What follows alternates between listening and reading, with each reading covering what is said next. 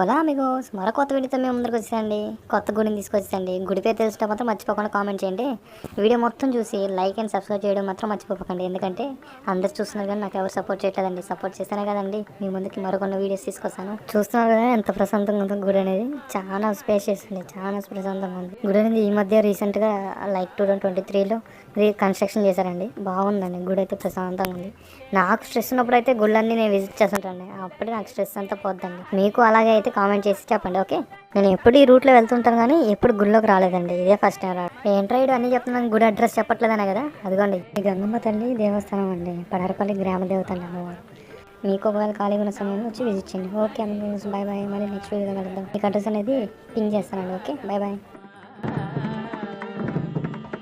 కనక వృష్టి కరయుత బారే మనకే మా